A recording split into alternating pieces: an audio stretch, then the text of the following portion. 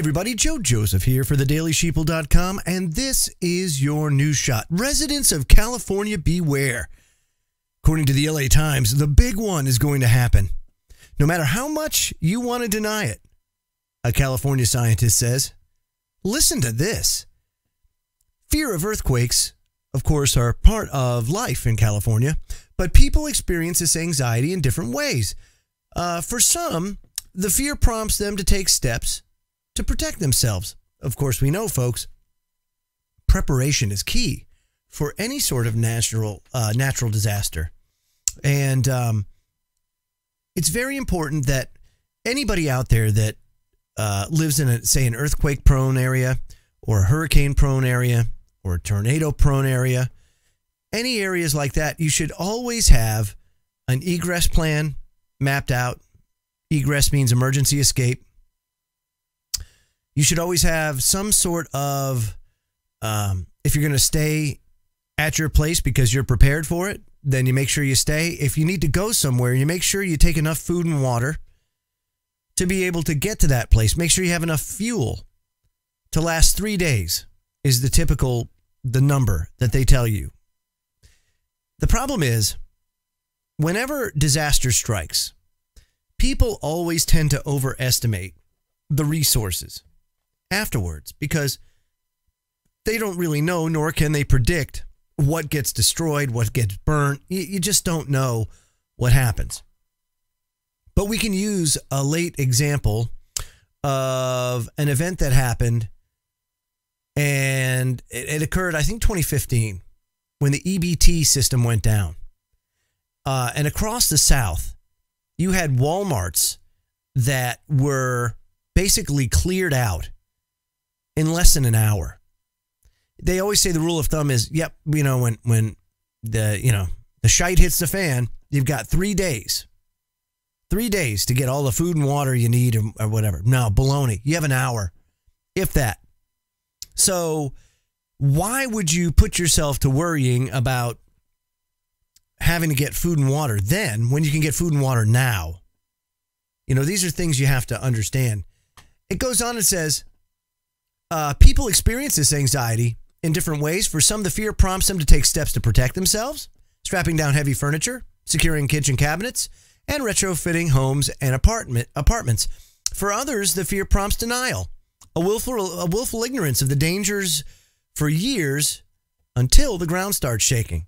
And that's exactly what I just said.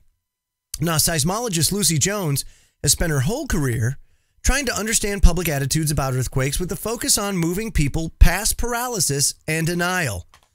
Jones said this, the way experts like her to talk about earthquakes isn't very effective. She says they tend to focus on the probability of a major earthquake striking in the next 30 years, the length of a typical home mortgage. They also took pains to say what they didn't know, which she now believes allows the public to tune out and hope for the best. So now she's changed her tact, and she's making a dramatically different point. So she said that in a keynote speech to international scientists on May 21st, she emphasized that a devastating earthquake will definitely happen and that there is much the public can do to protect themselves. One of the ways that you can do this, folks, is quite simple. Kill the main breaker in your house. And then get your family together or whoever you live with. You may be just by yourself, but go sit on the couch in the living room, right? And start observing how your life has instantly changed with the loss of power. It's a very simple exercise. And you write it down. What's changed? What can I not do now that I could before with power?